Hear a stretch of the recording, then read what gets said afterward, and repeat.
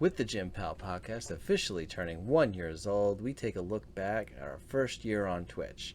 We'll discuss some of the things I learned during my first 12 months of streaming. My name is Jim. I will be your pal for today, and this is the Jim Pal podcast.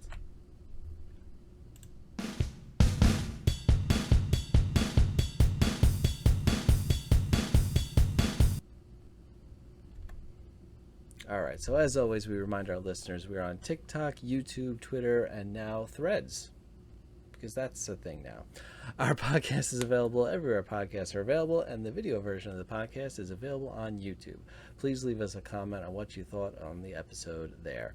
You can also find me on Twitch 3 days a week, Sunday, Wednesday, and Friday at 8:30 p.m. Eastern. All right, so I thought I'd start with one of the biggest misconceptions out there about streaming going on. It's that it's about gaming and skill.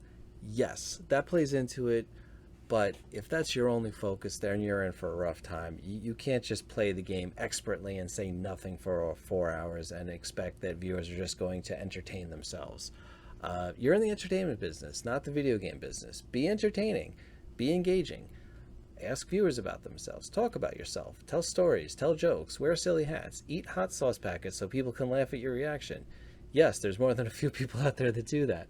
Also, make it your own. I would never do the hot sauce thing, but there are those out there that can do it. Crazy, I know. But yeah, I mean, certainly, expert gamers, they get a certain viewer base. But, again, they're there for you. Don't get it twisted. For me, eye contact was non-existent when I started. If you don't look at the camera, even occasionally, how can you connect with your audience?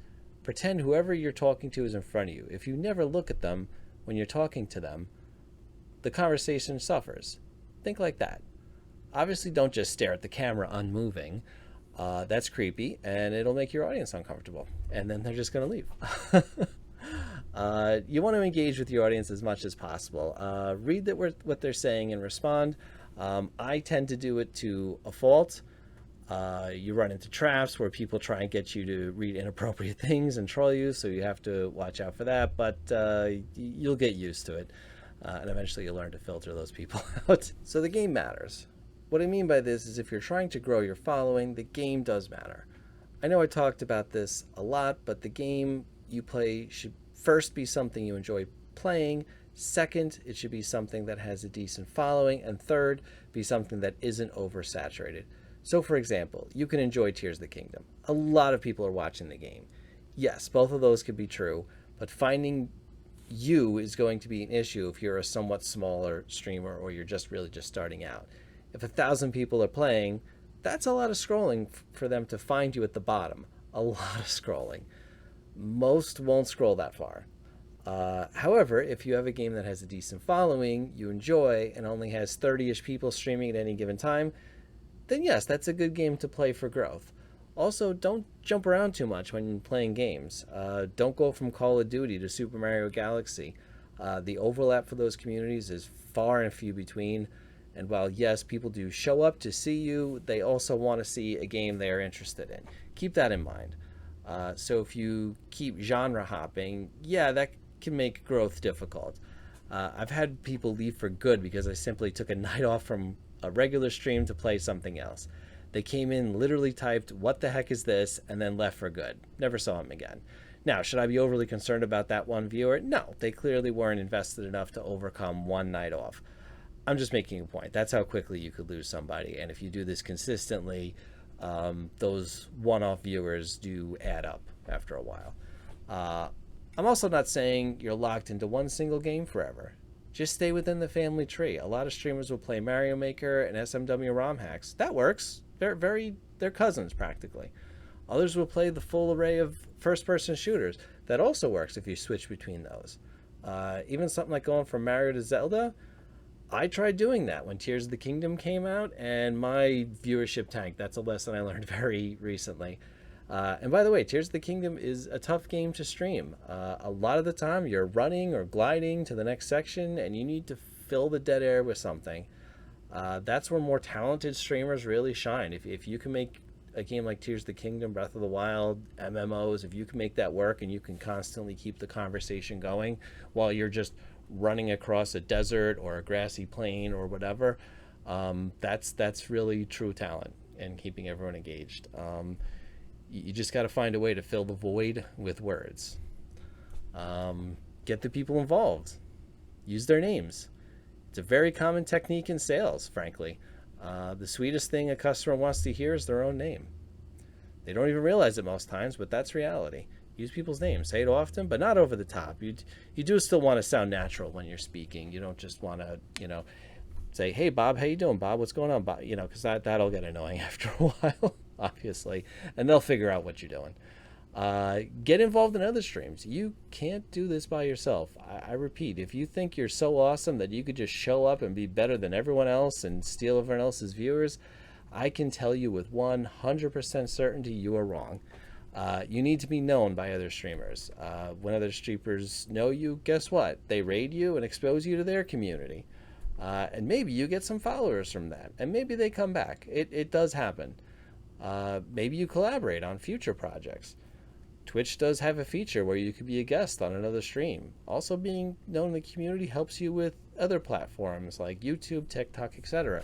You follow them, they follow you, and it gets you going in the right direction. I wouldn't invest too much in follow for follows, or be seeking that type of thing out too much, because that certainly gets your base followers in there, but eventually you are going to have to get people who aren't streaming and aren't content creators to join you on your journey. So don't get too invested in that, because it might give you a false sense of where things are actually at. But we mentioned it. Other platforms. Being active on other platforms helps keep you in other people's minds. TikTok has a high conversion rate to Twitch, according to experts. YouTube helps to a lesser degree, but it's there. You could do Twitter or Threads to let people know when you go live. Discord is another good one. Gives people a place to come and find just you and have conversations about just you. Again, the more places you are, the better it is. I would avoid Facebook. I abandoned it fairly early in my streaming career. It's a gravesite over there. It's really there's nothing happening. I think I had it going for 3-4 months and I got 2 followers, and no good, no bueno. Uploading short clips to TikTok and YouTube Shorts, 15 to 60 seconds, caters to what the current audiences are into. That's just reality. Short attention spans mean you need short videos. Keep in mind, if you go on Twitter and advertise your account as a Twitch streamer, you will be bombarded with follows and messages from graphics artists. Nothing against them. They have to eat. They're obviously trying to, solicit some business and, get their name out there as well. There are just so many out there. It's just something I want you to be aware of. I myself haven't had the chance to hire any yet. For me, emojis are fairly easy to make. They end up being so tiny that who cares if they aren't the best artwork or they're not perfect. Some streamers wear that like a badge of honor. So, that's something to consider too. We mentioned Discord. If you do have Discord, you want to establish your rules for Discord and Twitch early. Don't leave it up to your followers to just kind of figure it out. It never goes your way. I launched the Discord server and did not specify on the rules day one, simply because I ran out of time before my self-imposed deadline to launch it. I wanted to hit my deadline, and I just, said, okay, I'll put the rules in later. They know what my Twitch stream is about, so they'll figure out the Discord rules are the same. But what do you think happened? People showed up cursing and posting non-family friendly material, despite my Twitch channel being family friendly. I had to quickly post rules that, of course, those people disagreed with, because they had already set the tone for my Discord server and were now trying to be pulled back. It happens. I ended up banning one of them because he just couldn't stop arguing about our differing perspective on what family friendly actually meant. But at the end of the day, here's the thing you have to understand. It is your stream. It's your Discord server. It's your content creation. You have to set the rules and you have to go by it. And if anybody doesn't want to abide by it, sorry, goodbye. Banning people. That brings us to our next topic, banning folks. Just like there are a ton of streamers out there, There are a lot of viewers that will drift in and out of your stream. If someone comes in making trouble or trolling, and not in a fun way, get rid of them. Because if you tolerate that toxic person in an effort to get every single viewer you can, then there will be other viewers out there that will leave because that isn't what they're here for. And you know what? There will be a lurker, and you will never know you lost someone. They will come in, they'll be lurking, they'll see you tolerating this toxic behavior, and they'll just say, you know what, this isn't for me. I thought I knew this guy better than that. Beware of people who have dual accounts and then they openly tell you about it. It means they've been banned from other streams, necessitating a different account, usually, most of the time. Sometimes they'll tell you right out that they've been banned from other streams. Then you'll figure out on your own without me telling you that they need to be watched. And, most likely that's not going to end well. They're either going to leave on their own or you're going to have to end up getting rid of them. But speaking of banning people, you need people to do the banning for you. You need moderators or mods. Frankly, my best mod kind of just fell in my lap. He was just kind of hanging out every stream, being super supportive and very respectful. So the first time I had a stream where there was a multitude of people being trolly in my chat, and there needed to be some bans handed out, he volunteered to help out. He sent me a whisper, and which I did right there on the spot. Honestly, by some coincidence, my wife, who also watches the stream a lot, had suggested the night before that I make this person a mod, so it seemed like the right time anyway. Mods will help take out the trash, but they also could be a really positive influence too. They help hype you up, welcome people into the chat, let them know about your streaming schedule, where else you could be found, and frankly, they usually support you more than average financially speaking. So that, of course, helps too. I mean, obviously that's a goal as well. People looking to make a little bit of money on this, so that's what it is. But yeah, shout out to Tech is Amazing for being amazing, being my head mod. I was also blessed with having family and friends that wanted to come to my stream night after night to boost my viewership and my visibility. When I mentioned on my personal Facebook page that I was streaming on Twitch, I got the full range of reactions. I got the typical response from my boomer friend. You want to do what now? What is this? I expected it. I also expected a share or two on people's feeds, but I didn't expect anything more than that. But no, my 3 brothers and their wives, my sisters, came to hang out for most of my streams, along with my wife. Again, I expected her, but beyond that, I didn't expect too many other people. They came by so much that I made them all mods as well, if for nothing more than to show a presence and show some recognition. If you want to come to a stream and cause trouble, you might think twice if you see 4 to 5 active mods all around. Again, though, mods aren't all just for policing your chat. They also help hype you up to other people coming to your stream, and that helps. If you come into a stream and you see people getting excited and talking a lot and engaging, that's something you want to be a part of as a viewer. So it helps. Speaking of policing, though, you do need to police yourself. Now, I made the decision a long time ago to be family friendly. I initially wanted to walk the line of being for mature content, but keeping people from getting vulgar. But I found out my underage niece and nephew wanted to join the streams. I couldn't let them in knowing that they were under 18, so I had to pivot to family friendly. I did that early on, but still, I did it. There are positives and negatives to going family friendly. The positive is I get some additional viewers that otherwise would not be able to hang out. As soon as they announce that they're under 18, they get banned from, and that's what you're supposed to do. That's terms of service, terms of conditions. Whatever Twitch calls it. It's part of their rules. It's not my rule, it's Twitch's rule. It's happened more than once, and it's a difficult decision to finally get rid of them, but it has to be done, as I discussed earlier. Now, for the most part, I have kept myself in line, and as a result, have built up an expectation of what viewers can get from me.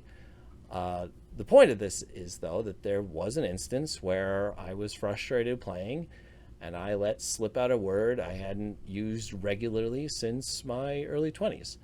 It wasn't a word I care to repeat, but a viewer called me out on it. I hadn't believed I had said it, so I watched the VOD later and confirmed I did, in fact, say it.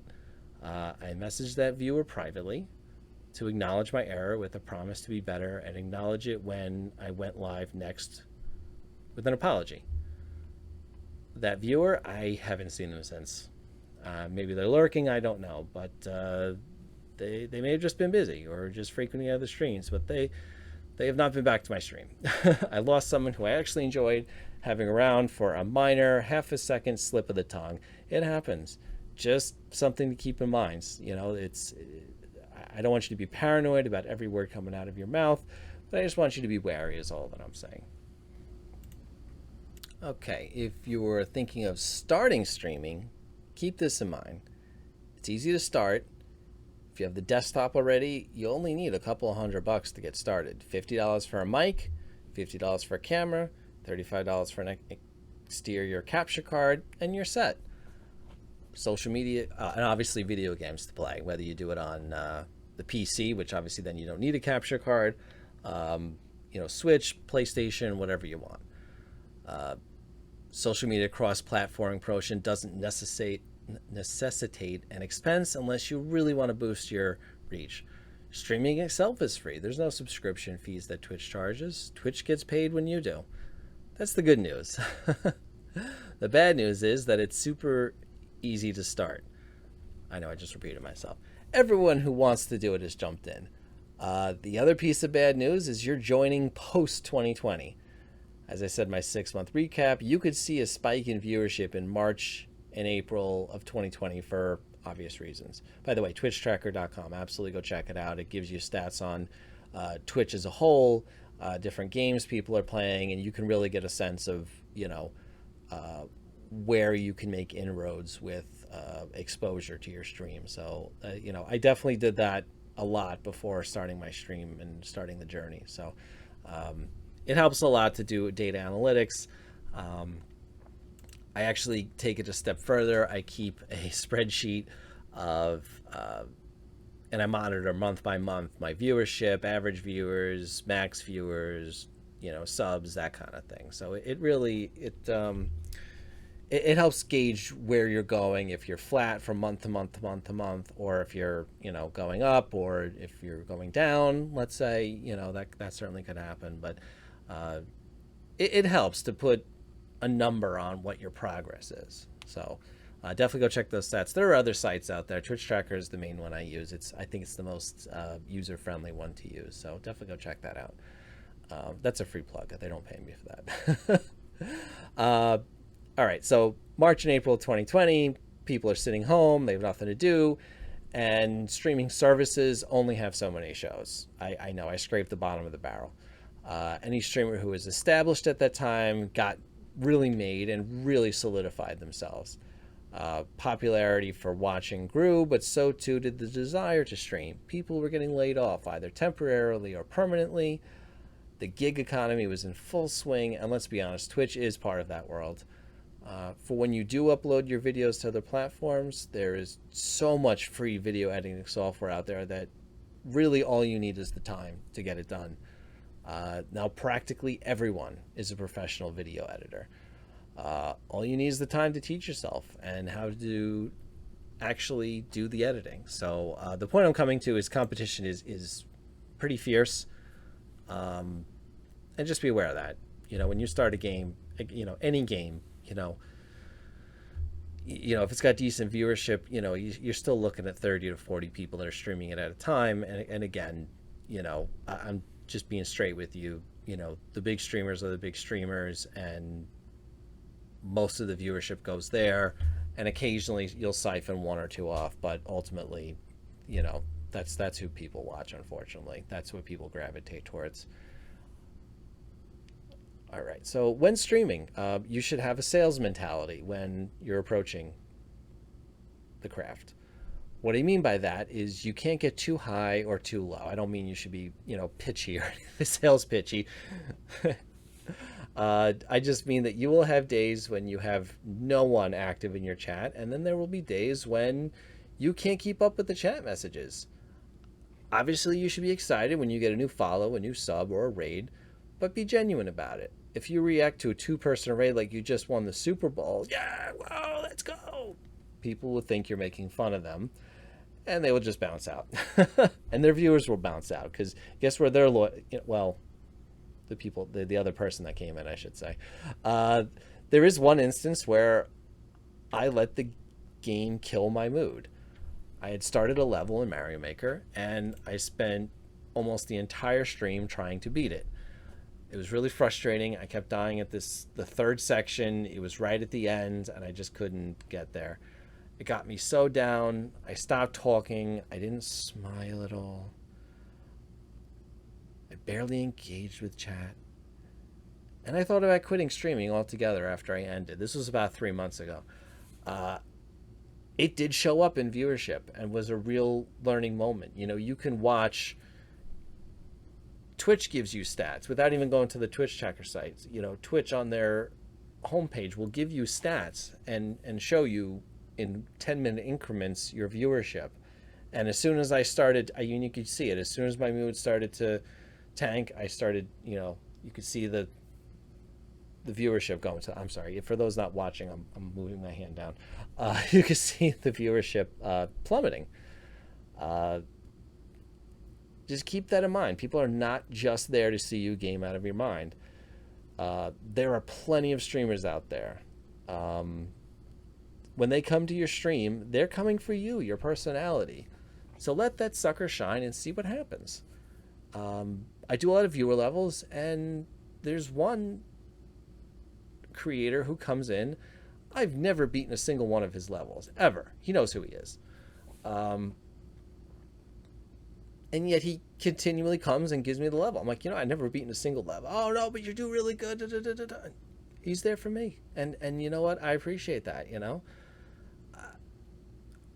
But I do get shocked when the streams I play poorly but have a lot of laughs are far better than the other way around. Again, tell stories, tell jokes, make them bad jokes, have controversial opinions, go nuts.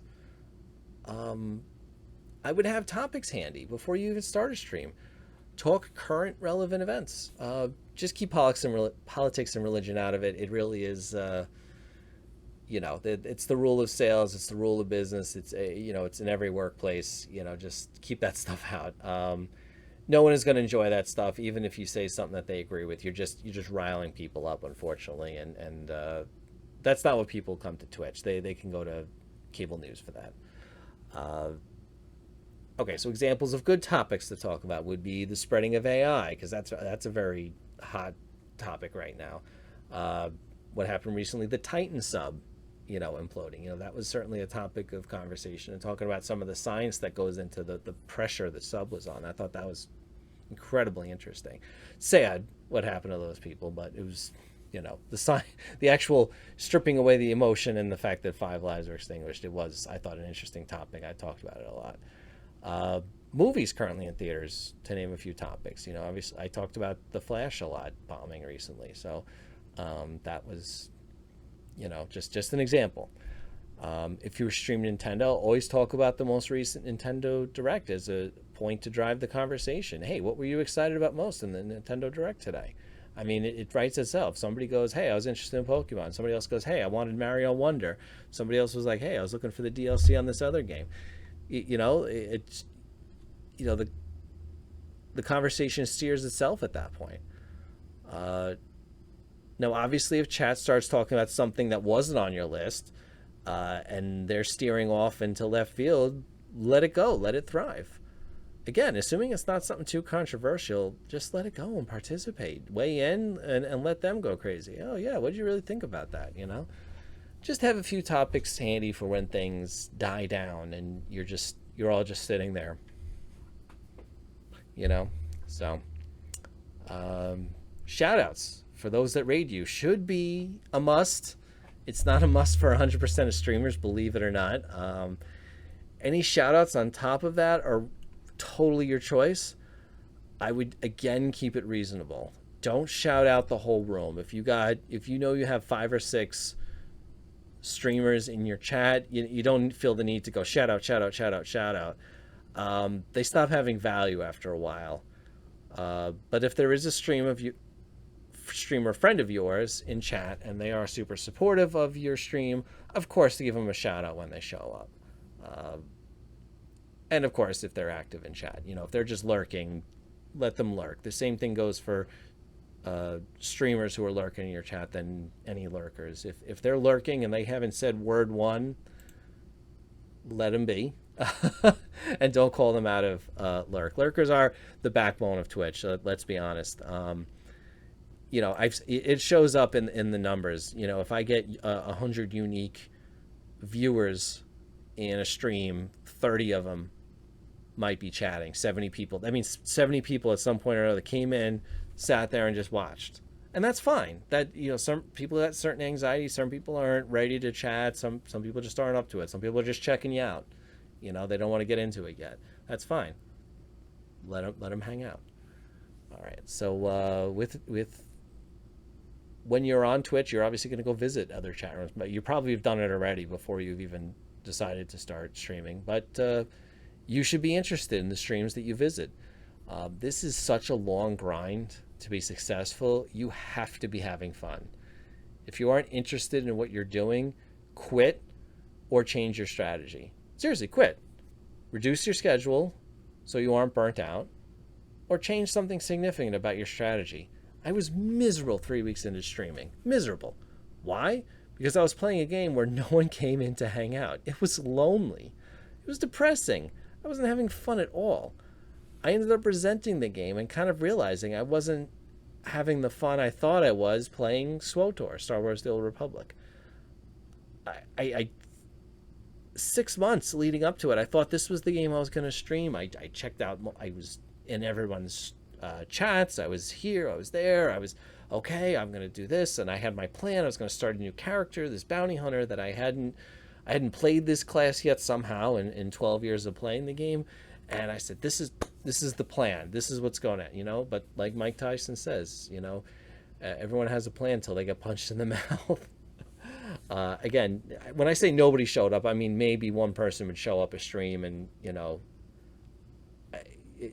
you'd see the thing go from 1 to 2 viewers. 1 is yourself. So you'd go from 1 to 2 viewers and, you start talking, yay. And no, it would go right back down and they would leave. But to be frank, I haven't touched the game since then and have very little desire to even go back. Now, it's a 12-year-old game with aging graphics and mechanics, so that might play into it as well, but I think Twitch just revealed what was already there, that I really wasn't having the fun that I thought I was, like I said. So, but yeah, I mentioned viewer count. Definitely turn that off, right from day one. Don't even worry about it. Pretend there's 100 people there already and they're just lurking. Just talk to them. Just keep it moving. Don't look at it, because here's, like I said, you'll obsess over it. You'll see it go from 1 to 2, and then it goes back down to 1. You're like, what happened? What did I do?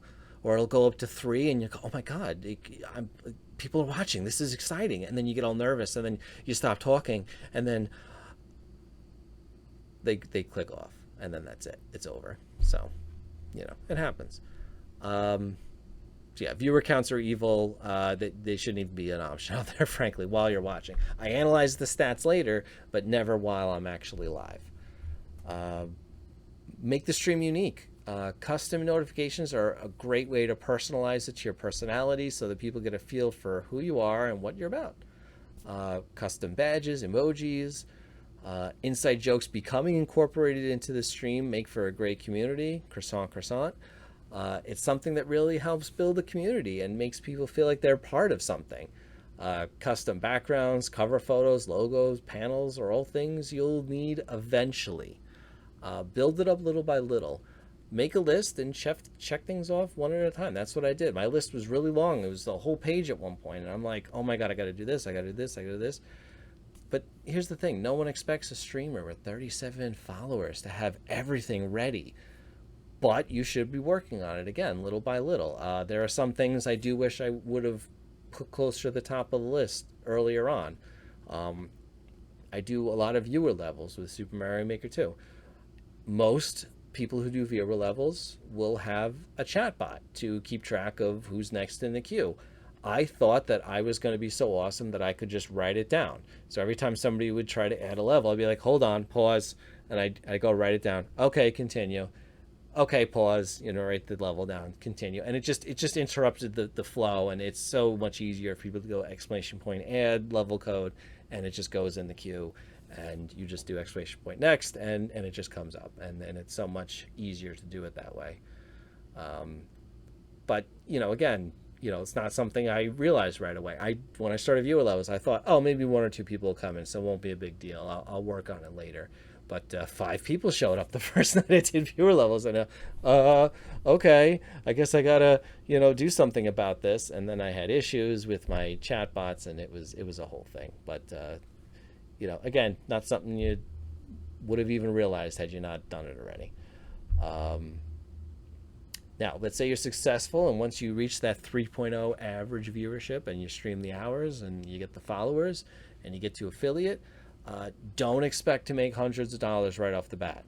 Unless you have an existing audience that's coming over with you from another platform, that almost never happens. That's why you just need to go live, hang out, have fun, get to know some cool people, and the rest will take care of itself, believe me. Do not quit your day job. You won't be able to do that for quite some time. And in most cases, if you stick with it, it'll probably be a couple of years before you're able to do it. This really is a part-time gig until you really get it going. Unless you have oodles of money in, I just said oodles of money in the bank, and you could just sit home for 2 years and really just focus on this. But again, I'm gonna go ahead and guess that that's not everyone's situation.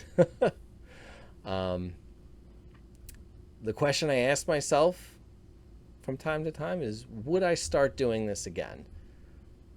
I almost always come back with the same answer, and that's a yes.